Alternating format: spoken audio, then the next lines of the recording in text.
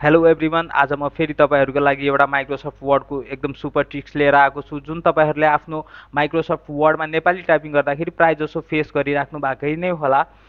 र त्यो के छ भन्दाखेरि प्रायः जसो तपाईँहरूले नेपाली टाइपिङ वर्डमा गर्नुहुन्छ भने यो रेड कलरको अन्डरलाइन तपाईँले पाउनुहुन्छ।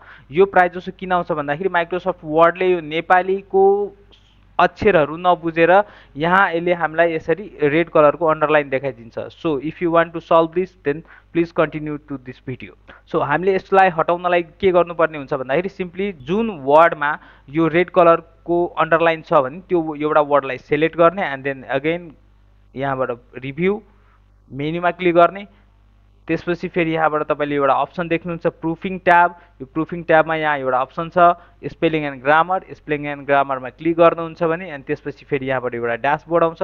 यो ड्यासबोर्डमा यसरी यहाँबाट तपाईँले देख्न सक्नुहुन्छ तपाईँले कुन वर्डलाई सिलेक्ट गर्नुभएको छ त्यो वर्ड यहाँ अलरेडी सिलेक्ट छ। यहाँबाट इग्नोर वन्स यसरी क्लिक गर्दै जानुहुन्छ। आफ्नो किबोर्डबाट इन्टर प्रेस गरेर पनि तपाईँले यसलाई हटाउन सक्नुहुन्छ अथवा माउसको लेफ्ट क्लिक गरेर पनि यसलाई हटाउन सक्नुहुन्छ। यसरी क्लिक गर्दै जानुहुन्छ भने फेरि यहाँबाट एउटा यसले डायलग बक्स छोडेछ। यो डायलग बक्स राम्ररी एकचोटि ध्यान दिएर पढ्नु होला।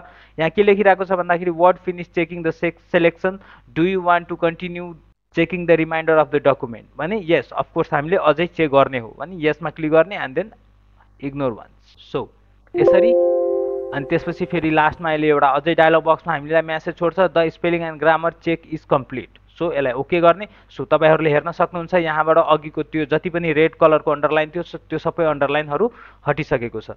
सो यदि तपाईँहरूलाई यो भिडियो राम्रो लागे भिडियोलाई लाइक गर्नुहोला, कमेन्ट गर्नुहोला र आफ्नो फ्रेन्ड जो माइक्रोसफ्ट वर्ड सिकिरहेकै छ उसँग यो ट्रिक्स सेयर गर्नुहोला। Thanks for watching.